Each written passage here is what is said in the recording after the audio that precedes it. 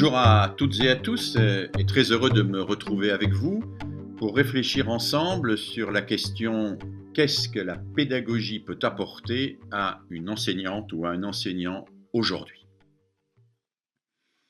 Alors en introduction, peut-être pouvons-nous rappeler l'origine du pédagogue. Dans la Grèce antique, le pédagogue, ça n'est pas le précepteur, ça n'est pas celui qui enseigne à proprement parler les mathématiques ou la natation. Le pédagogue, c'est celui qui accompagne l'enfant chez le précepteur. Dans les familles aisées, le pédagogue est un esclave, en général un esclave instruit ou qui va s'instruire, à qui l'on confie une charge particulièrement importante, qui est de veiller sur la nature des enseignements que l'enfant va recevoir. Et le pédagogue, sur le chemin de ces enseignements, va donc parler avec l'enfant, l'interroger sur ce qu'il veut apprendre, sur ce qu'il a appris, sur ce qu'il a retenu et sur la manière dont ces apprentissages ont été ou non déterminants sur son développement. Alors on pourrait, à partir de cette origine, en déduire au moins une première conclusion provisoire, c'est que dans la pédagogie, l'accompagnement est quelque chose de fondamental. On accompagne un être. On accompagne le développement d'un sujet, on l'accompagne vers des connaissances qu'il va s'approprier, on l'accompagne pour qu'il devienne un adulte, pour qu'il devienne un être émancipé dans un collectif solidaire.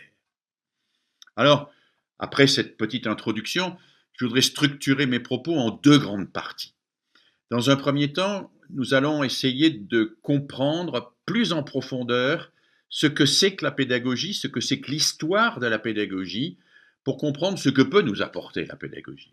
Et puis, dans un second temps, nous réfléchirons à ce que la pédagogie peut nous apporter très précisément dans deux domaines. Dans le domaine de ce que j'appelle la fonction critique, une fonction théorique, et puis dans le domaine très concret, pour nous aider à faire face à nos difficultés quotidiennes dans nos classes. Alors, première série de remarques, elles sont essentiellement terminologiques. Et elles vont se regrouper en trois parties. D'abord, je vais me demander avec vous qu'est-ce qu'un pédagogue, mais un pédagogue aujourd'hui, pas un pédagogue dans l'Antiquité. Ensuite, je vais me demander avec vous qu'est-ce que l'entreprise pédagogique. Et puis, nous irons un tout petit peu plus loin et nous nous demanderons qu'est-ce qu'une doctrine pédagogique. Alors d'abord, qu'est-ce qu'un pédagogue? Comment définir un pédagogue? Un pédagogue comme Pestalozzi, un pédagogue comme Paulo Freire et un pédagogue comme Célestin Freinet, un pédagogue ou une pédagogue comme Maria Montessori par exemple. Eh bien, tous les chercheurs sont à peu près d'accord pour dire que ce qui caractérise le pédagogue, c'est que ça n'est pas simplement un théoricien de l'éducation, c'est un théoricien praticien.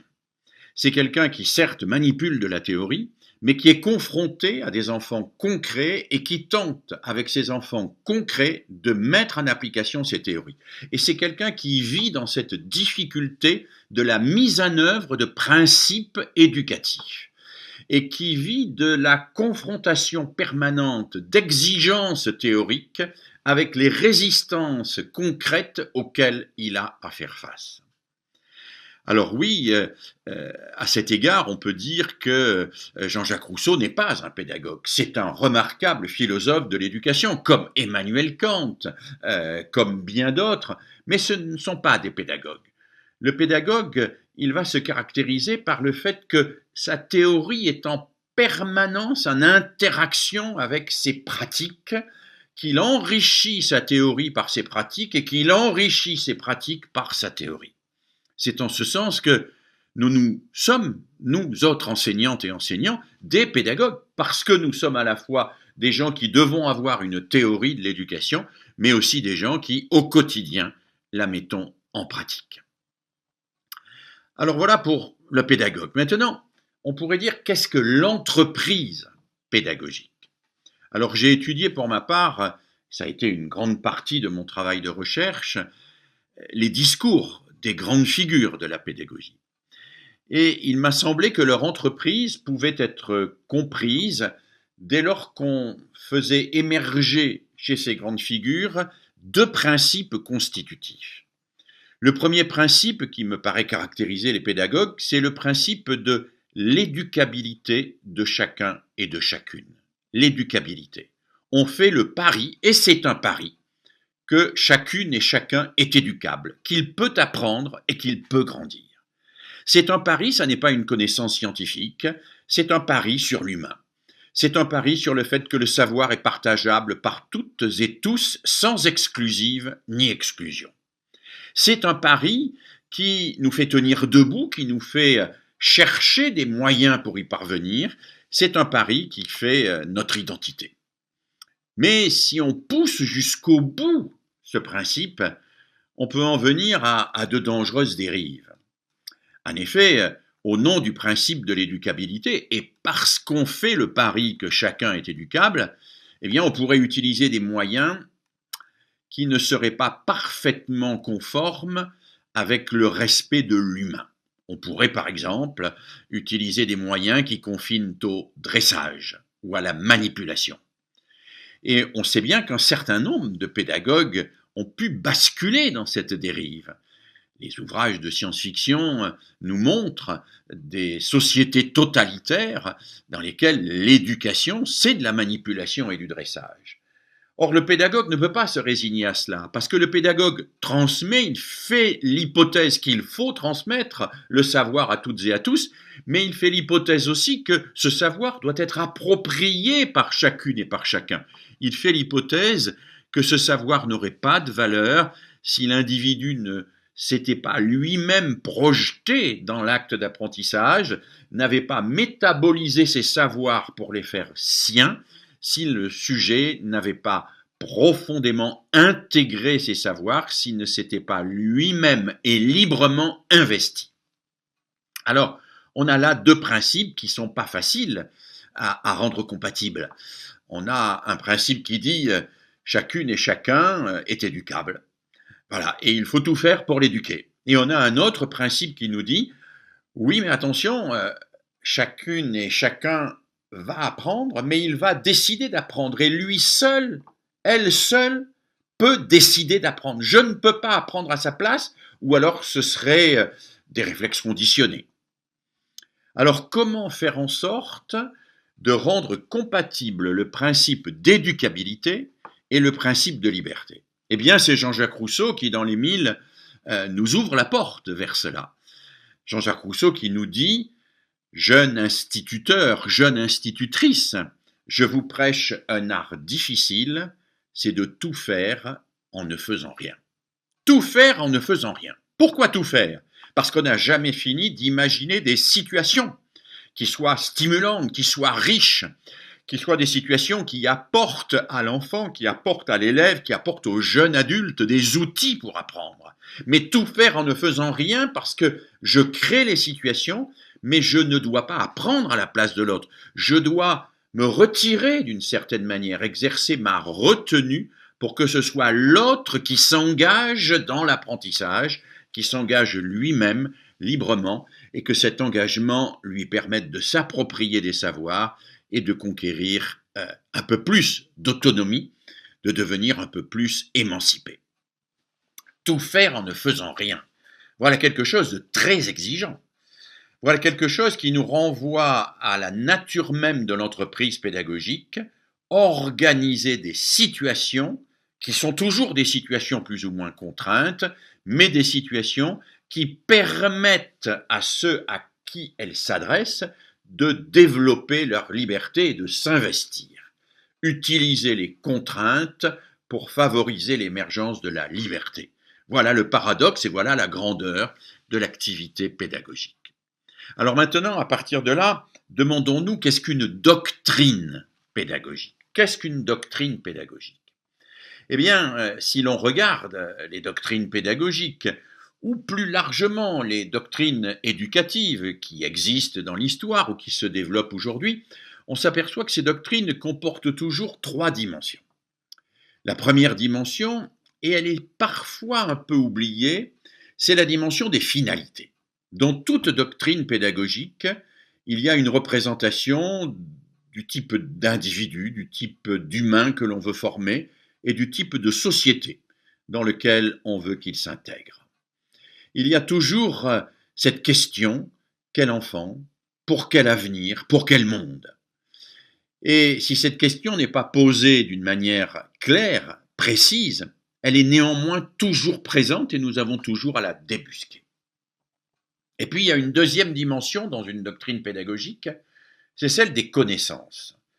Une doctrine pédagogique ne peut pas exister en apesanteur, elle s'appuie sur des connaissances précises, qui sont des connaissances qui nous permettent de comprendre comment un enfant apprend, comment il se développe, quels sont les mécanismes intellectuels qui sont à l'œuvre dans son apprentissage, quelles sont aussi les influences sociologiques qui contribuent à son développement, qui parfois sont des obstacles à son développement, quels sont les outils que l'on peut mettre à sa disposition. C'est la raison pour laquelle le pédagogue a besoin de puiser des connaissances dans un certain nombre de sciences, dans la psychologie, dans toutes les psychologies, dans la psychologie cognitive, dans la psychologie culturelle, dans la psychologie clinique. Il a besoin de savoir un certain nombre de choses sur ce qui se passe dans la tête de l'enfant. Il a besoin de savoir en quoi certains enfants ont des déterminations sociologiques qui les amènent à agir plutôt de cette manière que d'une autre. Il a besoin de ces connaissances-là, de même qu'il a besoin de connaissances didactiques. Il a besoin de connaître les savoirs qu'il doit enseigner, de connaître l'histoire de ces savoirs, de connaître les obstacles qui ont eu lieu dans la construction de ces savoirs, les obstacles qui sont apparus dans la construction de ces savoirs, parce qu'à partir de la connaissance de ces obstacles, eh bien, il connaîtra la manière dont les élèves peuvent résister plus ou moins à l'enseignement qu'il leur donne. Donc il y a des finalités, il y a des connaissances et il y a des pratiques. Les pratiques, c'est les méthodes, les pratiques, c'est les institutions. La classe est une institution qui n'est pas éternelle. Il y a des systèmes éducatifs anciens et encore quelques-uns aujourd'hui qui fonctionnent sans la classe. Les manuels scolaires, les exercices, tout cela, ce sont des méthodes particulières, des méthodes que l'on mobilise et que l'on met au service de finalités en s'appuyant sur des connaissances. Alors si je récapitule, eh bien, on arrive à cette idée qu'une doctrine pédagogique comprend toujours trois choses: des valeurs qui renvoient à des finalités, des connaissances qui renvoient à des sciences et des pratiques qui renvoient à des méthodes. Et ce qui fait l'unité d'une doctrine, eh bien, c'est la cohérence entre ces trois domaines. Alors c'est compliqué parce que ces trois domaines sont hétérogènes. Les valeurs relèvent de la philosophie, les connaissances relèvent de la recherche positive, les méthodes relèvent d'une recherche plus pragmatique, plus empirique, mais les trois doivent faire quelque chose de cohérent. Et je crois que nous avons besoin, nous autres enseignants, de penser toujours ces trois dimensions ensemble. Et je dirais en particulier aujourd'hui. Pourquoi en particulier aujourd'hui? Parce que nous vivons dans un moment où on aurait tendance à penser que les sciences à elles seules peuvent fonder la pédagogie. Mais non, les sciences ne peuvent pas fonder la pédagogie, parce que les sciences présupposent une idée de l'enfant et de l'homme et de la société. Alors elles ne nous le disent pas, évidemment, ou elles ne nous le disent qu'à mots couverts, mais elle est là, cette idée de l'homme et de la société. Et le scientisme, quand il prétend nous dicter nos comportements pédagogiques, il le fait en ayant un arrière-fond, une idéologie que nous devons identifier et débusquer. Et il nous faut avoir cette lucidité. Et cette lucidité, je crois que tout enseignant a le devoir de l'acquérir. Tout enseignant a le devoir de comprendre comment ce qu'il fait au quotidien s'inspire de principes qui vont former un certain type d'humain, en même temps s'appuie sur des connaissances cohérentes avec ces principes et met en œuvre des pratiques qui sont elles aussi en phase avec ces principes et avec les connaissances. Alors voilà pour ces quelques précisions terminologiques et je crois qu'elles étaient nécessaires pour pouvoir rentrer dans la deuxième partie de ces remarques sur ce que concrètement la pédagogie peut apporter à l'enseignant qui se trouve face à une classe aujourd'hui. Alors d'abord, évidemment, nous venons de le découvrir, c'est sa fonction critique. L'enseignant doit être lucide sur ce qu'il fait. L'enseignant doit être un concepteur, doit être un acteur social, doit être quelqu'un qui comprend ce que la société lui demande de faire et qui le fait en ayant conscience des enjeux dans lesquels il est situé. La pédagogie a à cet égard une fonction critique absolument essentielle. Elle nous permet à nous autres enseignants de ne pas être de simples marionnettes manipulées par des pouvoirs politiques ou par des lobbies scientifiques ou par des modes idéologiques. Elle nous permet de comprendre ce que nous faisons, d'être au clair avec nous-mêmes et de savoir vers où nous allons, qui nous formons et comment nous formons. Mais au-delà de cela, la fonction de la pédagogie, c'est de nous aider à prendre des décisions et à prendre les bonnes décisions. Une classe, c'est un espace où l'on prend une multitude de décisions. À chaque instant, on prend des décisions. Je décide d'interroger tel élève, de m'appuyer sur tel exemple, de préciser ma pensée de telle manière, d'aller écrire au tableau à tel moment, de demander aux élèves de faire tel exercice à tel autre moment. Je prends une multitude de décisions. Alors ça peut être des décisions routinières que nous avons en quelque sorte intériorisées, ça peut être aussi des décisions sur le moment face à des situations difficiles, des situations de crise par exemple. Et il faut apprendre à prendre les bonnes décisions. Parce que quand on regarde un enseignant acteur dans sa classe, on s'aperçoit qu'une décision parfois apparemment insignifiante peut faire basculer complètement la classe d'un côté ou d'un autre, peut amener la classe à comprendre, à se mobiliser vers des savoirs, à adhérer à un propos, à un discours, ou bien au contraire, peut bloquer la classe, la mettre dans une situation de refus, de rejet et engendrer de l'échec. Oui, apprendre à prendre les bonnes décisions. Alors, comment on apprend à prendre les bonnes décisions? En se formant un jugement. Et comment on se forme un jugement? Eh bien, on se forme un jugement en allant regarder ceux qui ont agi. Ces pédagogues qui, précisément, se sont confrontés à des élèves compliqués, à des élèves qui ne voulaient pas apprendre. Et on regarde comment ils ont fait, eux, pour analyser la situation, identifier des hypothèses de solutions, choisir des solutions, éventuellement réguler leur travail en fonction de l'observation de leurs résultats. Oui, ça c'est très important.